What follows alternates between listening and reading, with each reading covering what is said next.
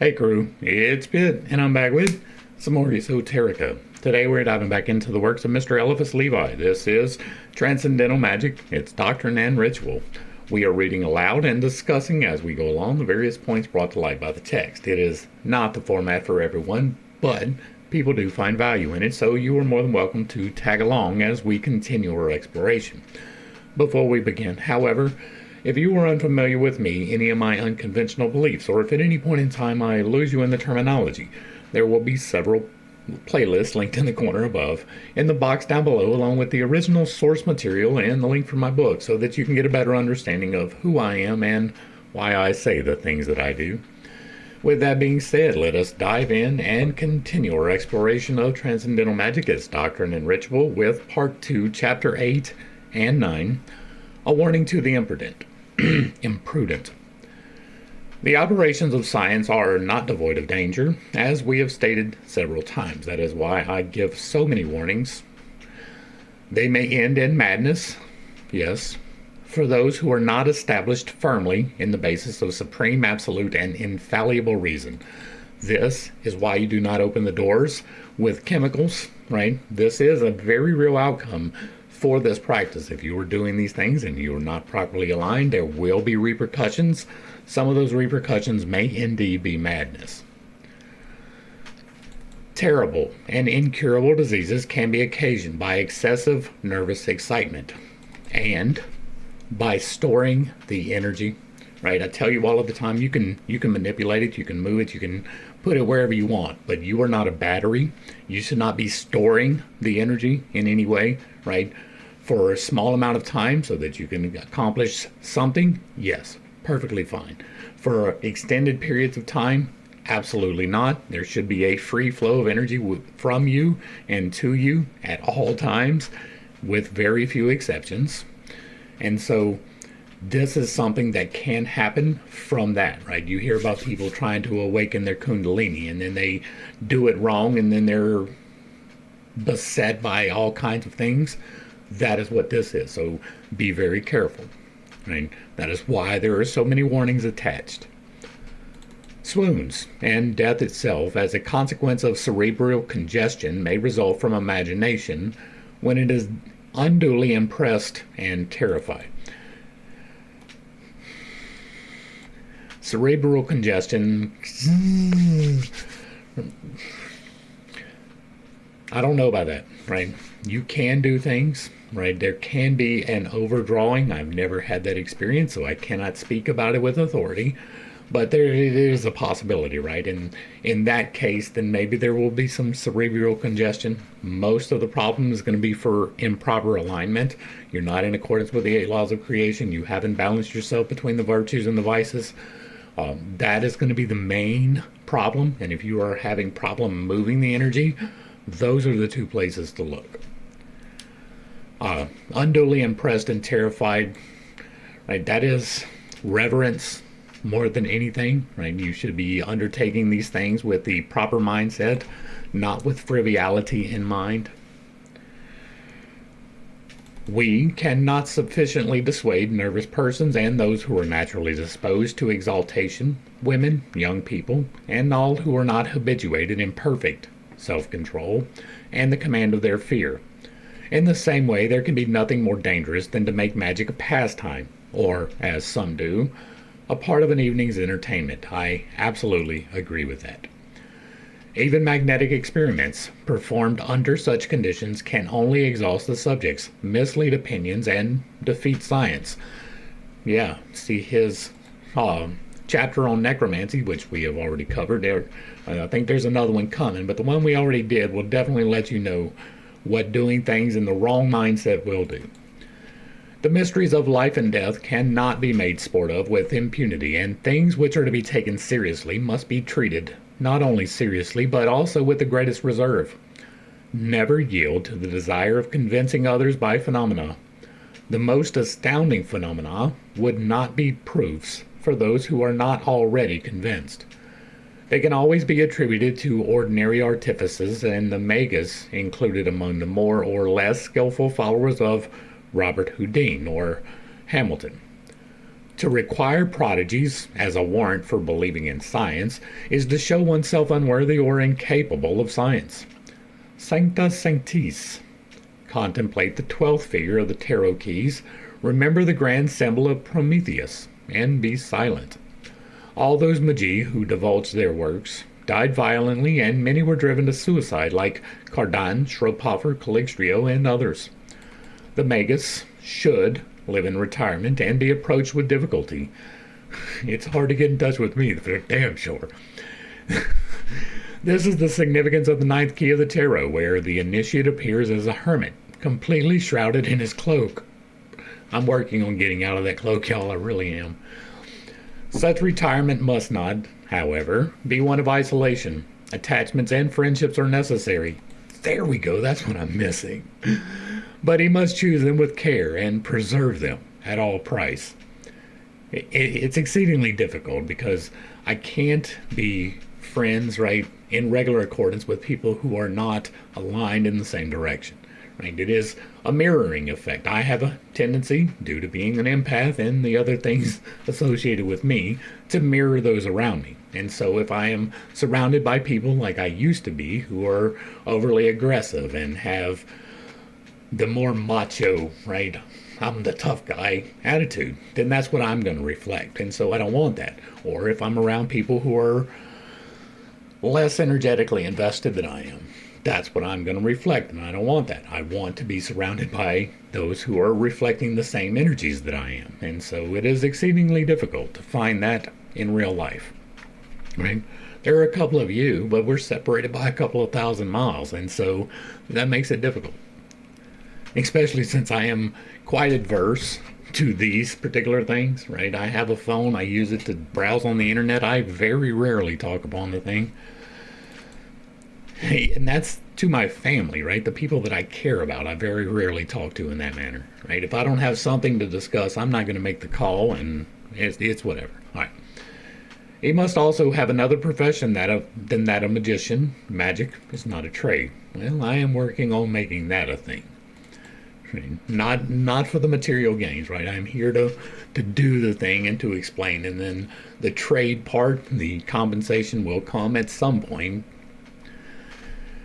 In order to devote ourselves to ceremonial magic, we must be free from anxious preoccupations. We must be in a position to procure all the instruments of the science and be able to make them when needed. Once again, you don't need these. As we have said so many times in the study, and we will continue, the tools do nothing by themselves. There is no need for any of the tools. All of the things that I have done have been without the tools. That is not to say that there is not value in tools. That is not to say that there are things that may be possible that I have not done with tools. But all of the things that I needed to do, I did without tools. Right? The healing of myself, no tools involved. It was prayer, fasting, and meditation. The energy works that I do, the outside work that I do, all of it, no tools. Right? I use crystals for mental focuses to distill energy, but they don't do that unless you are feeding the energy in. So you don't have to do this part. Right? But if you are going to be doing this in accordance with the things that are outlined here, you should absolutely make sure that you do it as outlined. I do not recommend that. All right. We must also possess an inaccessible laboratory in which there will be no danger of ever being surprised or disturbed. Then, and this is an indispensable condition, we must know how to equilibrate forces and restrain the zeal of our initiative. That is quite true. Right? This is the balancing. This is the meaning of the 8th key of Hermes, wherein a woman is seated between two pillars and an upright sword in one hand and balance in the other. And I guess that's justice. To equilibrate forces, they must be simultaneously maintained and made to act alternately. The use of the balance represents the double action. The same arcanum is typified by the dual cross and the pentacles of Pythagoras and Ezekiel. See the plate which appears on page 166 in the Doctrine, where the crosses equilibrate each other and the planetary signs are always in opposition. Thus, Venus is the equilibrium of the works of Mars, Mercury moderates and fulfills the operations of the sun and moon. Saturn balances Jupiter. Okay, so right here, right? Equilibrium means between two, sometimes three or four, right? But it's a balance between. Generally speaking, it is going to be a balance between two forces. And so you can look at Venus and Mars and you can get some balance there according to the characteristics attributed to them. But why is Mercury the sun and the moon? That is, again, kind of arbitrary. There is no reason for it. Mercury is more aligned with the moon and more in opposition to the sun, right? Just because of temperaments and things like that. Right, all of this, it is something people have speculated about, but that does not mean that there is actually verifiable information contained. It was by means of this antagonism between the ancient gods that Prometheus, that is to say, the genius of science, contrived to enter Olympus and carry off fire from heaven. Is it necessary to speak more clearly? The milder and calmer you are, the more effective will be your anger. The more energetic you are, the more precious will be your forbearance. The more skillful you are, the better you will profit by your intelligence, and even by your virtues. Even by, you say. The more indifferent you are, the more easily you will make yourself loved. This is a matter of experience in the moral order, and is literally realized in the sphere of action. I don't know that I would take his advice on how to get more loved. Human passions produce blindly the opposites of their unbridled desire when they act without direction. Yes, right. If you are acting in wrath blindly, you will receive something. Excessive love produces antipathy. I don't know about that. Blind hate counteracts and scourges itself. Vanity leads to abasement and most cruel humiliations. Thus, the great master revealed a mystery of positive magical science when he said, "Forgive your enemies, do good to those that hate you. So shall ye heap coals of fire upon their heads." Oh yeah, that is absolutely energetically perfect right there. That's absolutely energetically balanced. Do you see the problem in this sentence? Forgive your enemies, so that you can heap coals of fire upon their heads. Sounds a little bit like vengeance. Vengeance and forgiveness sounds a little bit like stupid. And for real, like, you're not forgiving if you're waiting for them to get the heaps of coal on their heads. That is opposites. Those are not together, right? You either forgive your enemies or you want heaps of coal of fire on their heads. The two do not meet. They are not the same thing. They are quite literally opposites. And so, yeah. Perhaps this kind of pardon seems hypocrisy and bears a strong likeness to refined vengeance. That exactly. But we must remember that the magus is sovereign, and a sovereign never avenges because he has the right to punish. See, this is the problem with thinking that you're divine, right? That is a problem. You are not divine. You are a tiny sliver of the divine. Therefore, while you are somewhat sovereign in your own domain, you do not have absolute sovereignty. There are things that are outside of your scope. I'm going to tell you what you do right here, right? With an example. April 28th, I got into an altercation. My neighbor attacked me. He broke my leg.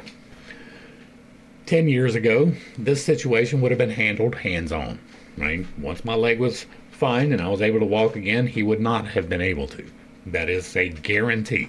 10 years ago, that is exactly what would have happened if I would have had to have gone into his house and taken care of the business right then and right there. That is who I was. But these days, I do it differently, right? It is not up to me to cast that anymore. It is not up to me to exact the vengeance. And so, here is the absolute worst thing that I will ever put upon anyone's head. And this is what I pray for the man right next door to me, that he gets exactly what God thinks he has coming. And I don't get to determine that. That can be blessings, that can be punishments. It is not up to me, and I am out of it. I am not engaging in it. I'm not holding on to resentment, even though I am still currently recovering from a broken leg. A little bit ahead of schedule, by the way. I'm almost to the point where I can drop this handy dandy tool after a single week. And so, Don't do this. Do not. The worst thing that you should ever put upon somebody is that God gives them what he thinks is right, not you. That way, you're not involved in this. You don't have to worry about it because you don't have the right to avenge. You have the right to defend yourself, absolutely, with zero exceptions. That is, whether someone is planning to attack you or is currently attacking you, you have the right to defend yourself, period, the end. Do not turn the other cheek in that instance. There are instances in which you should turn the other cheek, but they are not likely. You have the right to be within yourself without assault, and therefore you have the right to defend yourself. But if it's not in the moment, you are not defending yourself. If it is not imminent, you are not defending yourself. If you think that someone is planning to attack you, that is completely different than someone actually planning to attack you. Avenging, getting vengeance, is different from justice, right? Justice is the law doing what the law is supposed to do. This person did this thing, they are punished by the law, not you. These are things that you have to pick. You have to. There's very little that I tell you you have to do. This you have to do. You have to give up the right for vengeance. You can defend yourself. There are no problems with that. You cannot go seeking vengeance. There are problems with that. That is a somewhat fine line to walk, so you should err on the side of giving leeway. Less altercation is always better. But you do not have the right to punish. Except your children, right? Or those appointed beneath you in the cases of justice, not vengeance. Back to the text. In the exercise of this right, he performs his duty and is implaceable as justice. And once again, I point out that this and this are not the same. Let it be observed, for the rest, so that no one may misinterpret my meaning, that it is a question of chastising evil by good, and opposing mildness to violence. If the exercise of virtue be a flagellation for vice, no one has a right to demand that it should be spared, or that we should take pity on its shame and its sufferings. The man who dedicates himself to the works of science must take moderate daily exercise, abstain from prolonged vigils, and follow a wholesome and regular rule of life. This is an absolute truth, right? You need to be involved in an exercise, and it's not your work. It is not the things that you do daily, right? Well, it's not the things that you do for money. If you were a carpenter, you work your ass off. If you are a bricklayer, you work your ass off. You are tired. I get it. I do. You still need to take a walk simply for yourself. Simply for the exertion of yourself without the distraction of working, right? Whether that is walking on a treadmill or going for a hike, whatever. Doesn't have to be daily. It should be daily, but it doesn't have to be daily. But you should be involved in an exercise program. It can be doing calisthenics in your office or a home gym or going to a gym. You need to be exercising beyond the point of your standard, I do this for a daily living, exercising.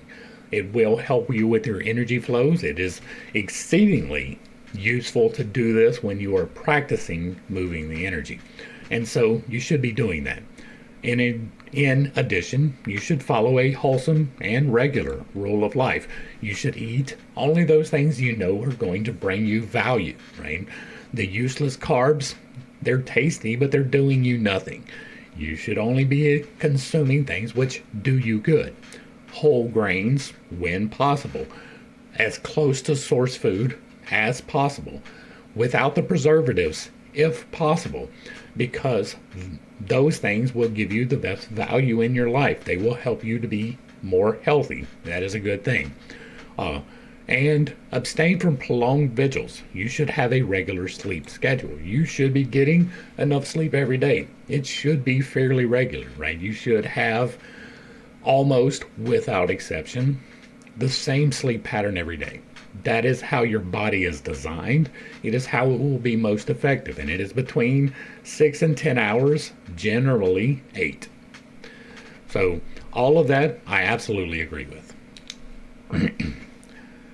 He must avoid the effluvia of putrefaction, the neighborhood of stagnant water, and indigestible or impure food. Yeah, that is all good general advice, right? Stagnant water is terrible. Indigestible and impure food, we just talked about. Putrefaction is rot. Stay away from rot. That is generally a good idea. Above all, he must seek daily relaxation from magical preoccupations against material cares, or in labor, whether artistic, industrial, or commercial. So take your time to relax, absolutely. Right? You should not be performing magic all the time. That is a given. The way to see well is not to always be looking, and he who spends his whole life upon one object will end without attaining it. Another precaution must be equally observed, and that is to never experiment when ill. That is mostly true. And I say mostly because injury and illness are kind of the same. Right? If you are sick with the flu or some kind of a virus that has you out of your normal sorts, you probably shouldn't be doing this, right?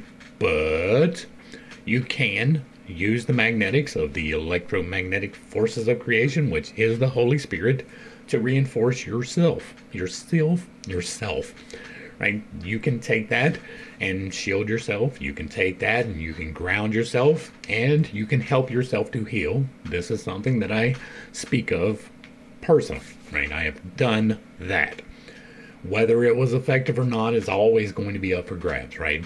I started getting sick. I started doing the grounding. I was no longer sick. Whether it was going to go away naturally or whether I had an effect, that is up for argument. I understand that. Secondarily, the injury issue, right? I learned an awful lot from this leg break. One of the things that I learned from this leg break was how to be more effective in moving the energy, right? It is only because I was doing it with the broken leg that I was able to learn that. And so, never is a big word. Back to the text. The ceremonies being, as we have said, artificial methods for creating a habit of will, become unnecessary when the habit is confirmed.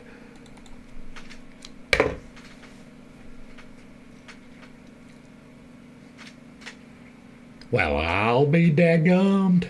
What's that telling you right there? That it was never necessary to begin with. What have I been telling you this whole time? That it was never necessary to begin with. Maybe I was right. Right? In the exact same way that when we did the Bible study, right, we went through and we did 161 videos where we read the Bible like we're doing here. And one of the things that we learned as we went through the Old Testament was that in almost every chapter of the Old Testament, they tell you that there was no sacrifice necessary for you to be forgiven from sin. Well, that's kind of a big deal if you read the rest of the book. That was in there, right? In the exact same way that this is. I mean, I believe that Isaiah is this particular reference, but he tells you to give the sacrifice. But if you are taken into captivity into a land where you cannot go to the temple and perform the sacrifice, then it is perfectly fine to just turn in the direction of the temple and say your prayers. Well, that lets you know right there, straight off the top, that the sacrifice was not a necessary thing. It may be needed, right? But it's not necessary. So, yeah. If that is confusing, the Bible study will help you out. It is in this sense, addressing himself solely to perfect adepts, that Paracelsus prescribes their use in his occult philosophy. Paracelsus seems to be on to something here. We might have to read some of his stuff. Let's do this. I'm going to pop this out so I remember to put it on the list. They must be progressively simplified before they are dispensed with altogether, and in proportion to the experience we obtain in acquired powers, the established habit in the exercise of extranatural will. It's nice to be confirmed sometimes. All right, Chapter 9, the ceremonial of initiates, which apparently is useless. Not useless, right? It is getting you in the correct mindset, but useless. The science is preserved by silence and perpetuated by initiation. The law of science is not, therefore, absolute and inviolable, except relatively to the uninitiated multitude, which I am breaking, by the way. The science may only be transmitted by speech. The sages must therefore speak occasionally. Yes, they must speak, not to disclose, but to lead others to discover. Noliere fac venere was the device of Rabelais, who, being master of all the sciences of his time, could not be unacquainted with magic. We have, consequently, to reveal here the mysteries of initiation. The destiny of man, as we have said, is to make or create himself. He is, and he will be, the son of his works, both for time and eternity. All men are called on to compete, but the number of the elect, that is, of those who succeed, is invariably small. In other words, the men who are desirous to attain the numbered by multitudes, but the chosen are few. Now, the government of the world belongs by right to the flower of mankind, and when any combination or usurpation prevents their possessing it, a political or social cataclysm ensues. That is relatively new, right? It was an awful long time where it did not belong to everyone. Men who are masters of themselves become easily masters of others, but it is possible for them to hinder one another if they disregard the laws of discipline and of the universal hierarchy. To be subject to a discipline in common, there must be a community of ideas and desires, and such a communion cannot be attained except by a common religion established on the very foundations of intelligence and reason. This religion has always existed in the world, and it is that only which can be called one infallible, indefectible, and veritably Catholic. That is universal. I will point out right now that there is very little of good value contained in anything Catholic. This religion, of which all others have been successively the veils and the shadows, is that which demonstrates being by being, truth by reason, reason by evidence, and common sense. It is that which proves by realities the reasonable basis of hypotheses, and forbids reasoning upon hypotheses independently of realities. It is that which is grounded on the doctrine of universal analogies, but never confounds the things of science with those of faith. It can never be of faith that 2 and 1 make more or less than 3, that in physics the contained can exceed the container, that a solid body, as such, can act like a fluidic or gaseous body, that, for example, a human body can pass through a closed door without dissolution or opening. Yeah, it can never be of faith that 2 and 1 make more or less than 3 is something that some people could very well use today. Or that in physics the contained can exceed the container. Now, we do have pressure vessels, so somewhat we can do that. But a solid body cannot act as a fluidic or gaseous body. I mean, you cannot pass through a door. Sorry. To say that one believes such a thing is to talk like a child or a fool. Yet, it is no less insensate to define the unknown and to argue from hypothesis to hypothesis, till we come to deny evidence a priori for the affirmation of precipitate suppositions. A wise man affirms what he knows and believes in what he does not know in proportion to the reasonable and known necessities of hypothesis. But this reasonable religion is unadapted for the multitude, for which fables, mysteries, definite hopes, and terrors, having a physical basis, are needful. It is for this reason that the priesthood has been established in the world. Now, the priesthood is recruited by initiation. Religious forms perish when initiation ceases in the sanctuary, whether by the betrayal of the mysteries or by their neglect and oblivion. The Gnostic disclosures, for example, alienated the Christian church from the high truths of the Kabbalah. We have not done the Kabbalah, so I cannot completely dismiss it, but there is, as far as we have seen, not a lot of value to be gained from it. The Gnostic disclosures alienated the Christian church. That is because the Christian church came after the Gnostic disclosures, and the Gnostic disclosures contained more truth than the Christian church, or the Kabbalah, which contains all the secrets of transcendental theology. Hence, the blind, having become leaders of the blind, great obscurities, great lapses, and deplorable scandals have followed. Subsequently, the sacred books, of which the keys are all Kabbalistic, from Genesis to the Apocalypse, have become so little intelligible to Christians that pastors have reasonably judged it necessary to forbid their being read by the uninstructed among believers. You can tell he is a Catholic. I mean, up until very recently, like Vatican II, I believe, the Catholic Church members were indeed discouraged from reading the Bible. There is a reason for that, and it's because the Bible disproves itself if you actually sit down and read it. Now, people apologize for it, and if you go in a Bible study, they will give you the correct things to believe when you read it. But if you read it as it stands and you take it literally, you will understand that it should not be taken literally. It can work as an allegory. I have not worked through all of the allegories to draw out that knowledge, but as an allegory, there are several instances of the stories in the Bible which can be useful, but as a literal thing, not so much. Taken literally and understood materially, these books would only be an inconceivable tissue of absurdities and scandals. Yes, as the school of Voltaire has too well demonstrated.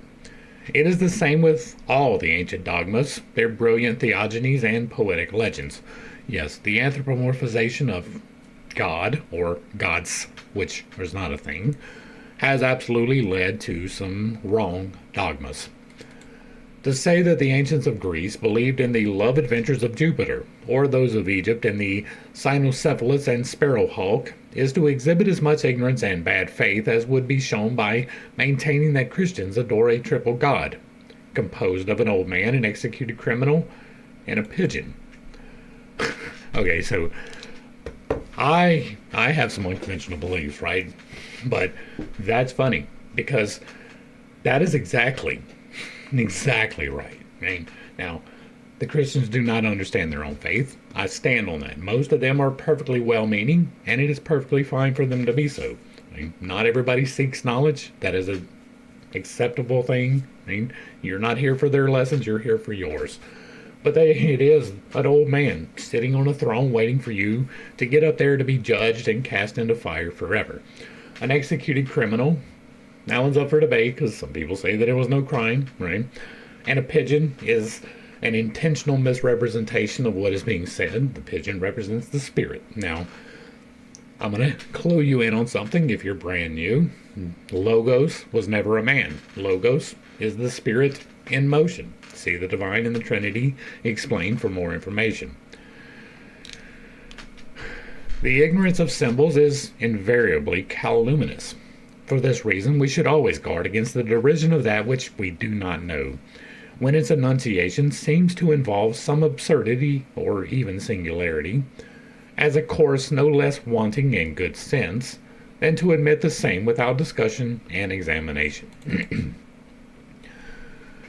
Prior to anything which may please or displease ourselves, there is a truth. That is to say, a reason, and by this reason must our actions be regulated rather than by our desires. If we would create that intelligence within us, which is the raison d'etre of immortality, and that justice which is the law thereof, a man who is truly man can only will that which he should reasonably and justly do. So does he silence lust and fears that he may hearken solely to reason. Now, such a man is a natural king and a spontaneous priest for the wandering multitudes. Hence, it was that the end of the old initiations was indifferently termed the sacerdotal art and the royal art.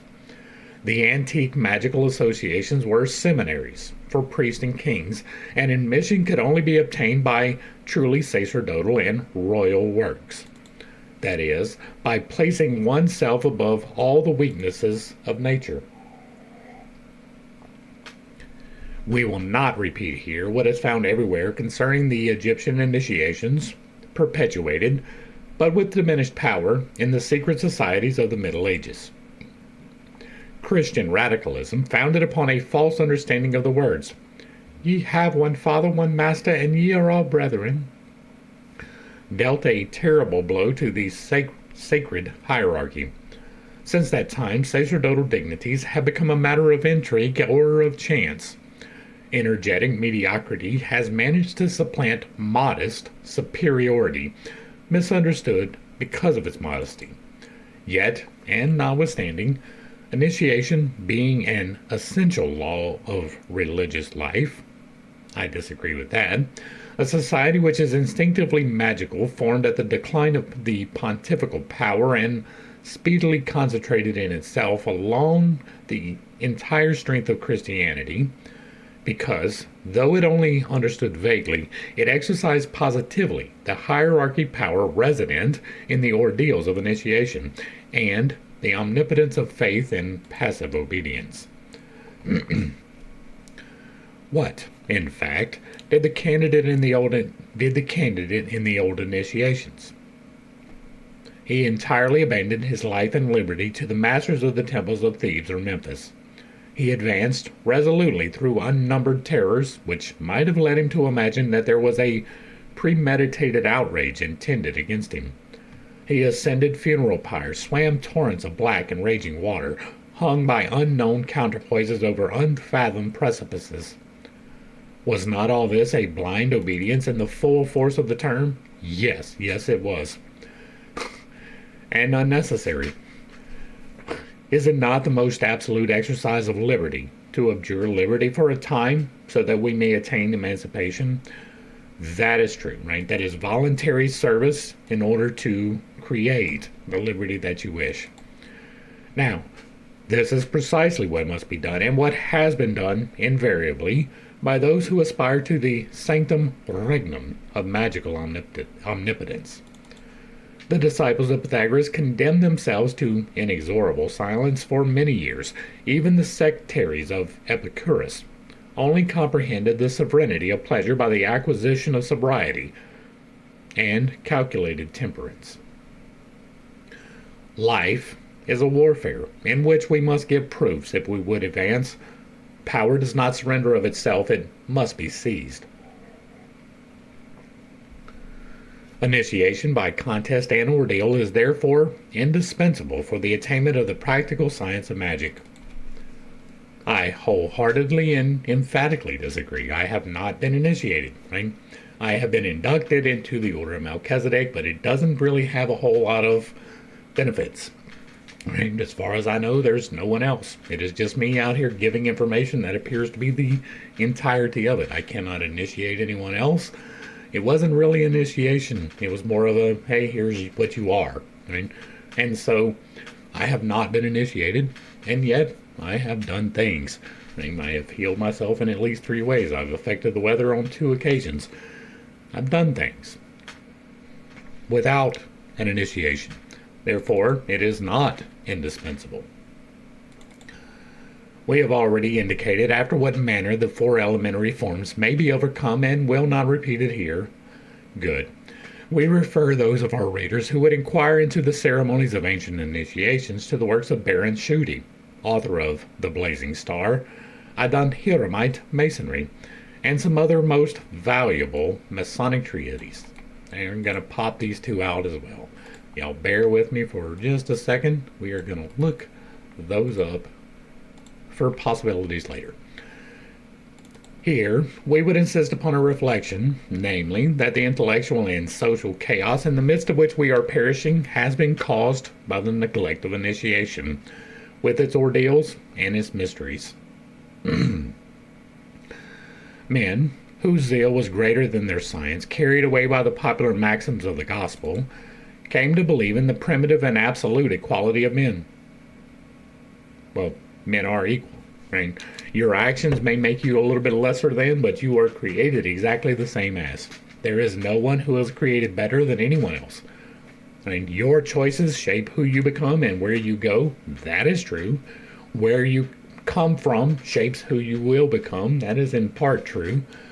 But this, not so much, right? Came to believe implies that it is not true, right?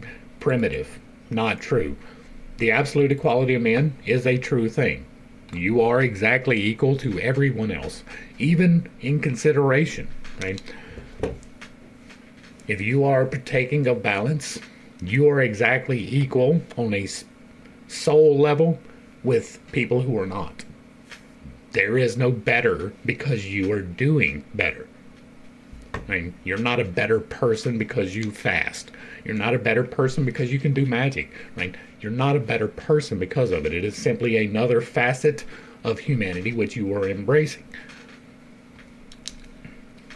Now, you can cast aspersions on actions, right? If someone is acting out of balance, you can say that you act better. That's good. Back to the text. A famous Hallucine, the eloquent and unfortunate Rousseau, propagated this paradox with all the magic of style, that society alone depraves men, much as if he had said that competition and emulation in labor renders workmen idle. The essential law of nature, that of initiation by works and of voluntary and toilsome progress, has been fatally misconstrued. Masonry has had its deserters, as Catholicism its apostates. You are both, Mr. Levi. According to the biography which we read to begin this study, you are both. You took oaths to the Catholic Church and abandoned them for a child bride when you were middle-aged, not glossing over that. You abandoned your oath to that child. You abandoned your oath to the Masons, which you were endeavoring to join. You abandoned your oath to magic, to return to the Catholic Church that you had abandoned your oath to and became apostate. So, Masonry has its deserters, Mr. Eliphas Levi. Catholicism has its apostates, Mr. Eliphas Levi. What has been the consequence? The substitution for the steel plane for the intellectual and symbolical plane. To preach equality to what is beneath without instructing it how to rise upward. Is not this binding us to descend ourselves? And hence, we have descended to the reign of the Carmagnola, the Sansculottis, and Marat. To restore tottering and distracted society, the hierarchy and initiation must be again established. The task is difficult, but the whole intelligent world feels that it is necessary to undertake it. Must we pass through another deluge before succeeding? It won't be a deluge this time, right? We're looking at the fire disaster this time, not the flood one. See the 12,000-year disaster cycle? If that is confusing to you, but there is something coming. It is relatively soon, and you should be prepared for it, even though you almost certainly will not survive it. We earnestly trust not, in this book, perhaps the greatest but not the last of our audacities, is an appeal unto all that is yet alive for the reconstitution of life in the very middle of decomposition and death. Alright, so if you're unaware, I recently wrote a book. In chapter 0 of that book, we talk about this in particular, that there is this disaster cycle coming. It alternates between a flood and fire. It comes from Plato, the ancient lore playlist. We have dealt with Timaeus and Critias, which describes it. That is quite literally the one reference that we have to Atlantis and this disaster cycle being a cycle. It is supported by scientific evidence. It is almost a certainty, right? Until it happens, it won't be a certainty no matter how much evidence we get, but it is almost a certainty that it is coming. It is probably in the next 40 years.